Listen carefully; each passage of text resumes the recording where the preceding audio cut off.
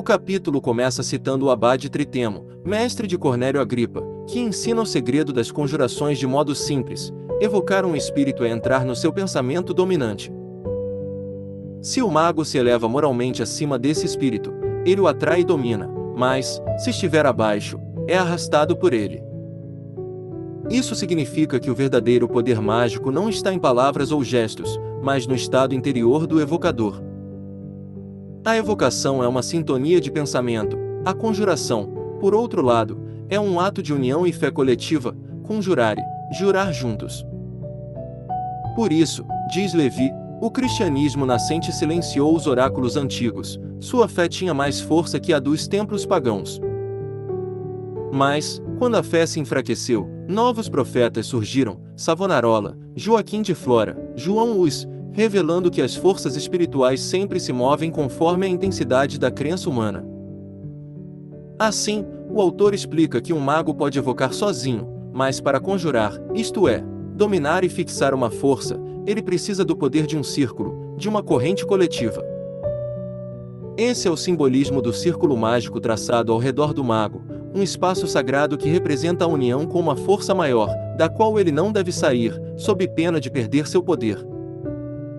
Em seguida, Levi se pergunta: é realmente possível evocar ou conjurar um espírito? E responde: sim, tudo o que não for impossível em essência pode ser admitido como possível. Pela lei da analogia e da hierarquia universal, a evocação é cabalisticamente demonstrável, e sua eficácia pode ser verificada por experiência direta, mas só por quem pratica com pureza, fé e ciência verdadeira. Ele então lembra que nada morre na natureza. Tudo que já existiu, continua a existir sob novas formas. Até as imagens do passado vivem em nossa memória, e podemos evocá-las na luz astral, que é o espelho onde o mundo invisível se reflete no nosso cérebro. Assim, quando evocamos uma ideia ou um ser, a forma correspondente dessa ideia tende a manifestar-se. O autor cita o exemplo de Scroepfer, um iluminado que, ousando demais em suas evocações, foi tragado pelas próprias visões e acabou se suicidando. Levi usa isso como advertência: não se deve forçar a natureza nem brincar com forças desconhecidas. A magia exige respeito, prudência e maturidade interior.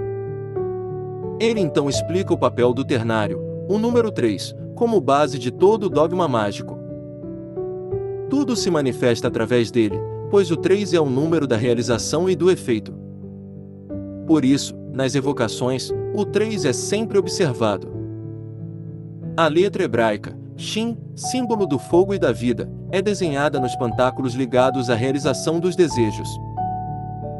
Essa letra é tão poderosa que, inserida no tetragrama sagrado, YHWH, forma o nome do Redentor, Yeshua, Jesus. Assim, o fogo divino do Espírito é o princípio transformador que redime a matéria. Levi lembra, também, das antigas cerimônias em que se exibia um bode simbólico com uma tocha entre os chifres, imagem alegórica da natureza caída, mas iluminada pela luz espiritual. Esse símbolo, mal interpretado, deu origem às lendas do bode do Sabá e à confusão com a magia negra. O verdadeiro sentido, porém, era a redenção da natureza pelo fogo divino. O autor então descreve a estrutura dos círculos e triângulos mágicos. O triângulo é o campo onde o espírito deve aparecer, e sua posição depende da direção da invocação.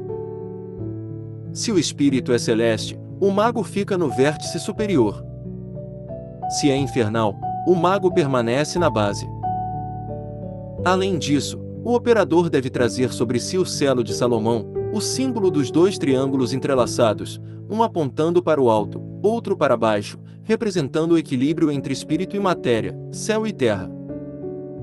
O texto segue explicando o antigo triângulo mágico do abracadabra, formado pela repetição decrescente dessa palavra. Levi interpreta o abracadabra como uma fórmula cabalística que contém os números e princípios da criação. A letra A representa a unidade, AB, a fecundação do binário, R, a emanação do ternário. O número total das letras forma combinações que simbolizam a perfeição e a totalidade. Inclusive, O número 666, que o Apocalipse chama de número da besta, é aqui explicado como uma distorção desse poder criador, o reflexo do espírito humano separado do divino.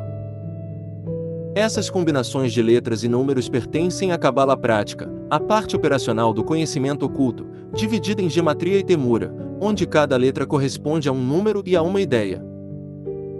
Essas chaves, os alfabetos sagrados e seus cálculos, eram chamadas de chaves de Salomão, e sobreviveram, segundo Levi, no próprio tarô, que conserva as alegorias antigas do saber oculto.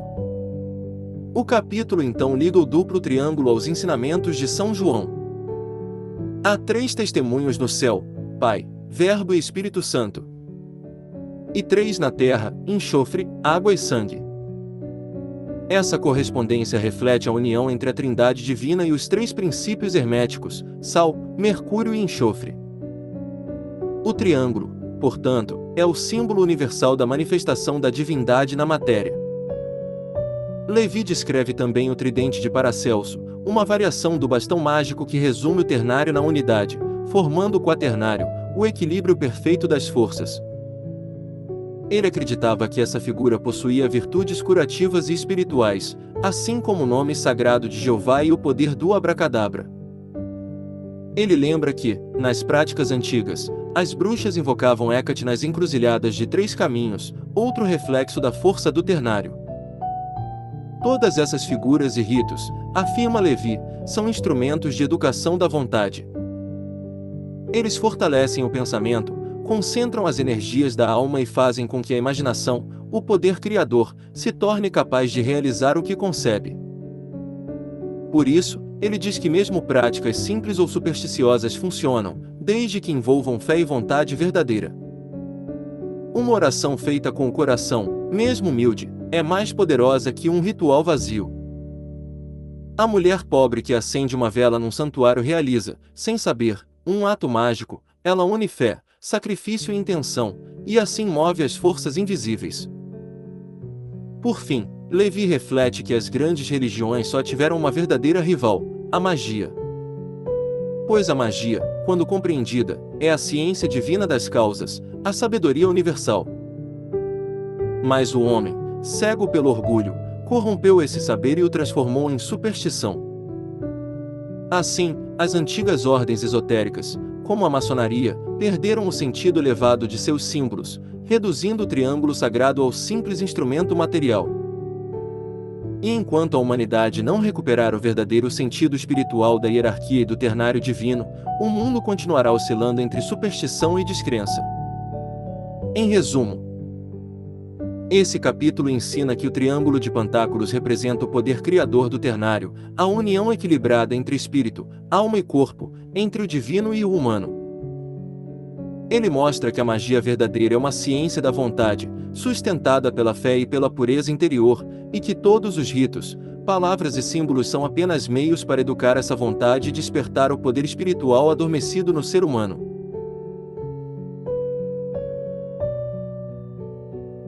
Aqui você encontra leituras, reflexões e estudos de livros clássicos e modernos sobre magia, espiritualidade e filosofia esotérica. Um espaço para mergulhar nos mistérios ocultos e expandir a consciência. Inscreva-se e caminhe conosco pelos caminhos ocultos do saber.